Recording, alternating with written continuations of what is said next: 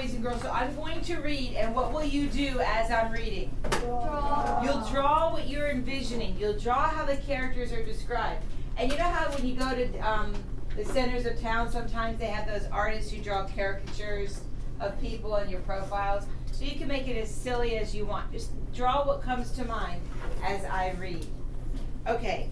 Reverend Hunt turns to me and Richard, and we are depicting the characters that are introduced in Chapter 2 of Blood on the River.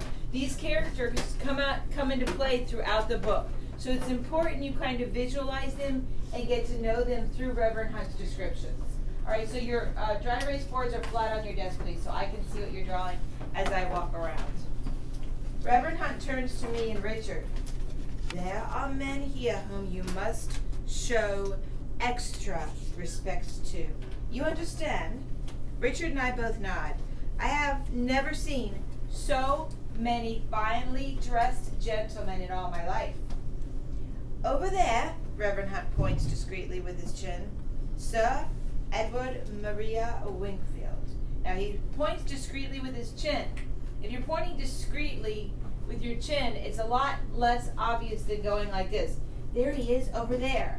That's a bit rude, right? To point at someone like that and to point them out. So he's trying to be discreet as he introduces them. Sir Edward Maria Wingfield, a very high-ranking gentleman and a member of the Virginia Company. Remember who he is.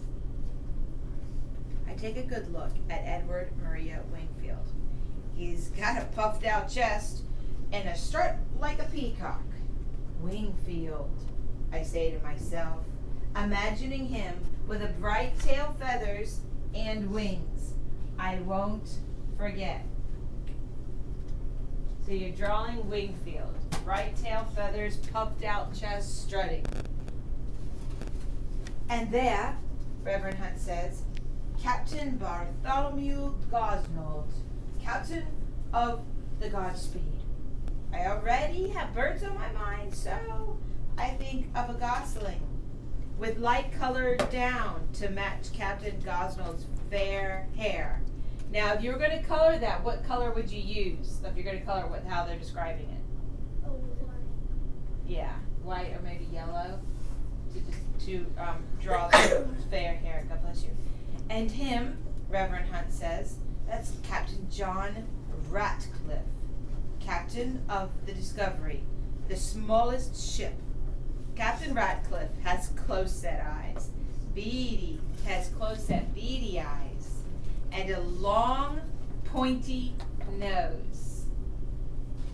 Ratcliffe, I whisper, and I have to bite my lip to keep from snickering. Snickering is another word for what? Kind of laughing like under your breath.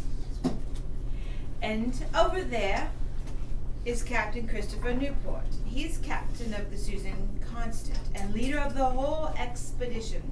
Do not forget who he is. I see Captain Smith talking to a tall, dark-haired man in a red doublet. The man's right sleeve is pinned up and empty.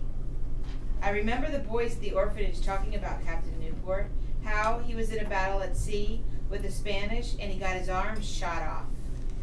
I would think that the loss of an arm would diminish a man. But I see that it has not diminished Captain Newport one bit. He nods to Captain Smith, and then he looks over the scene around him with an air of confidence and authority, as if it were his kingdom. In fact, these 3 ships and all of the men on board are his kingdom, until he drops us colonists safely in the New World. Now, wait here, Reverend Hunt tells us. I'm going to find out which ship we'll be on.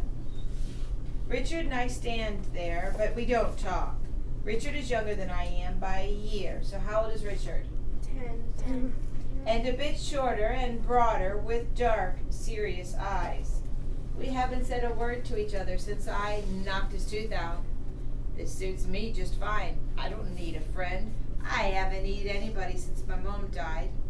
Reverend Hunt returns and tells us we'll be passengers on the flagship. the Susan Constant. A breeze picks up. It will be a good day for sailing. Get your men on board, Captain Newport orders. I feel a leap of excitement inside me. Doomed or not, this adventure is about to begin.